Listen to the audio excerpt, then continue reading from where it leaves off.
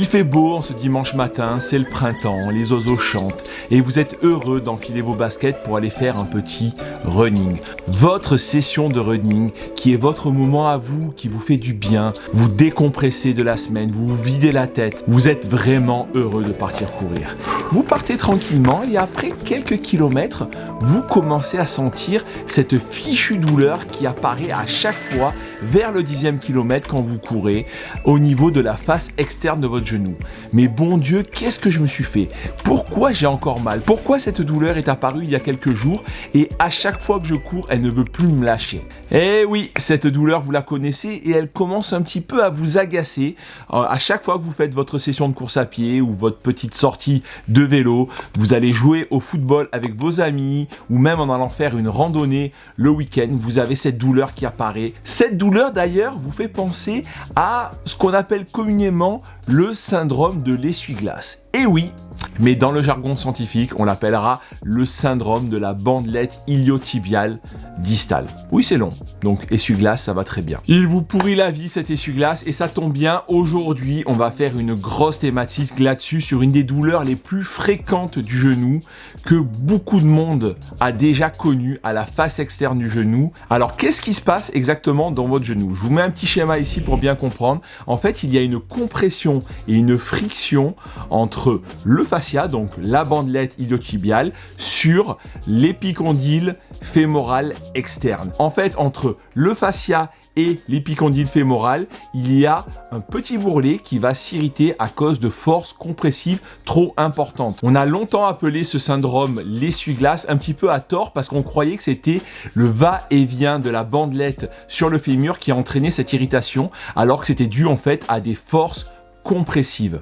Néanmoins, c'est la répétition des flexions-extensions du genou qui en est quand même la cause. C'est donc une pathologie très fréquente chez le coureur à pied, notamment chez le marathonien sur les longues distances, mais on le retrouve aussi dans plein d'autres sports et même dans nos cabinets, des personnes parfois qui sont un petit peu plus sédentaires vont avoir aussi ce genre de douleur. Ça peut arriver. C'est aussi une douleur qui peut vite se chroniciser, devenir un petit peu persistante. C'est pour ça qu'il faut bien la prendre en charge pour pas que ça se sensibilise. L'apparition de la douleur est due à un stress mécanique trop important appliqué au niveau de ce fascia, souvent à cause d'une augmentation soudaine du volume d'entraînement. Donc il faut faire attention et le meilleur outil sera de faire une bonne quantification du stress mécanique pour éviter ces erreurs d'entraînement. Pourquoi faut-il consulter? Car ce syndrome peut entraîner une douleur qui devient persistante, chronique au fur et à mesure des semaines et il faut arriver à casser ce cercle vicieux et le meilleur moyen d'être accompagné et guidé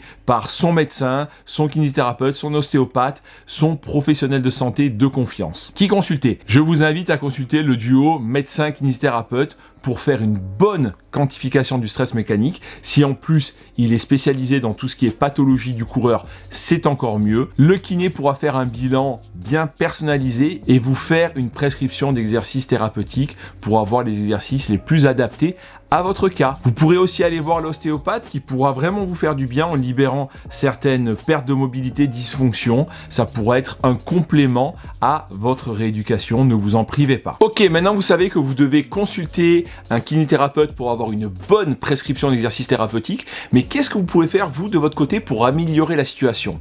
Alors en 1, déjà vous pouvez mettre un petit peu le genou au repos, pas trop longtemps mais un tout petit peu pour faire diminuer le niveau de la douleur. En 2, réduire voire arrêter tous les entraînements douloureux. Il faut arrêter tout ce qui est stress mécanique au niveau du fascia pour éviter de l'irriter, tout simplement. Donc tout ce qui est volume sur un terrain vraiment régulier, là on va diminuer. On sait que les terrains réguliers ont tendance à irriter ce fascia, donc courez au contraire sur des terrains un petit peu irréguliers en variant aussi l'intensité. Ça peut être intéressant. Vous pouvez un petit peu augmenter votre intensité et introduire dedans de la marche. Régulièrement, 1 minute de marche, ça peut aider aussi dans votre entraînement. Mais il ne faut pas s'arrêter de s'entraîner. Au contraire, essayez de vous entraîner et de vous arrêter surtout avant l'apparition de la douleur. C'est ça le plus important, il ne faut pas irriter cette bandelette iliotibiale. En 3, vous allez pouvoir par exemple courir 1 jour sur 2. Ça marchera très bien.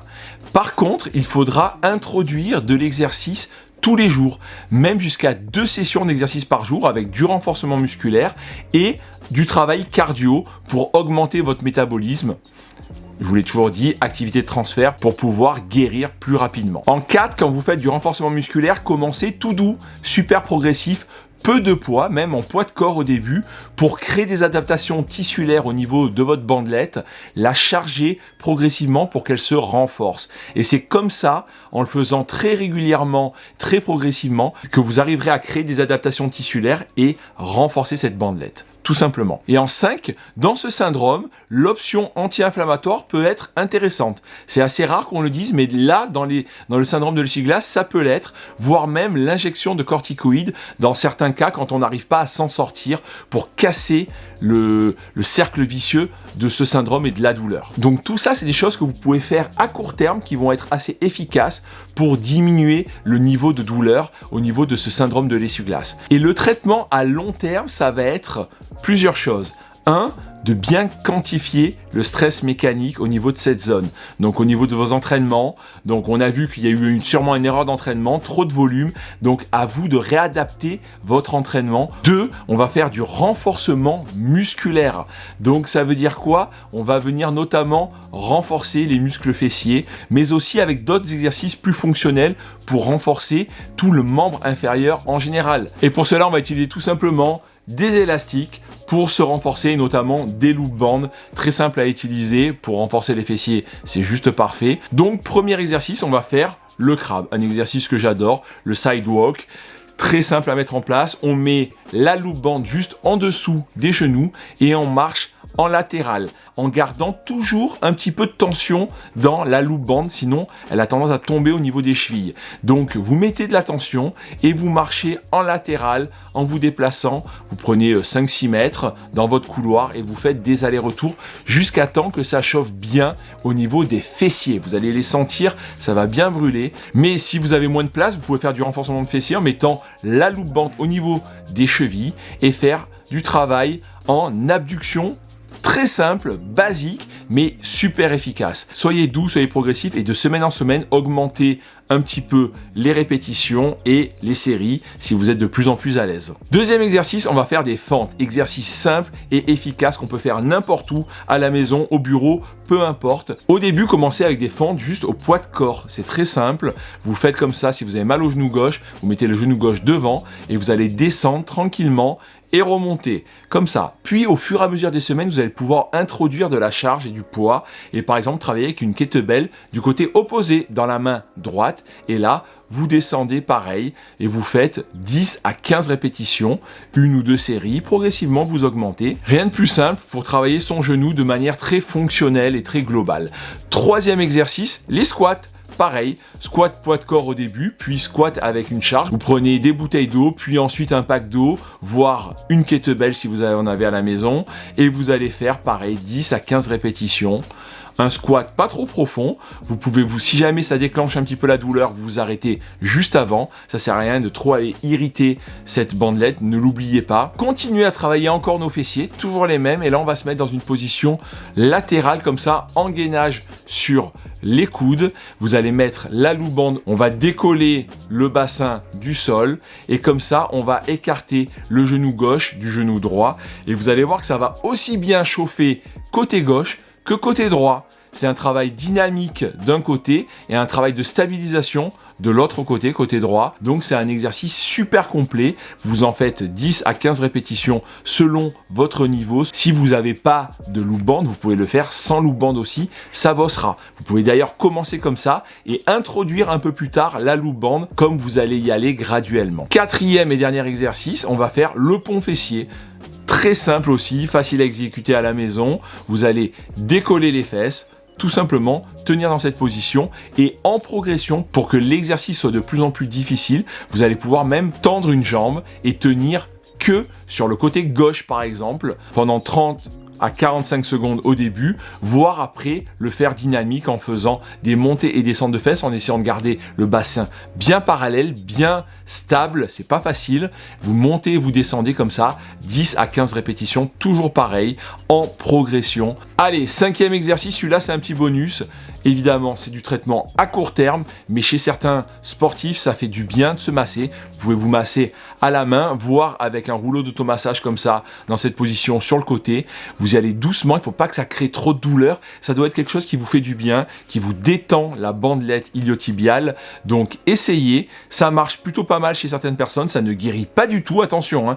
Ok, on a vu le renforcement musculaire, vous avez des exercices à faire à la maison, votre kiné vous fait aussi bosser pendant sa séance, il vous a lui aussi montré des exercices à faire à la maison pour que vous soyez bien autonome.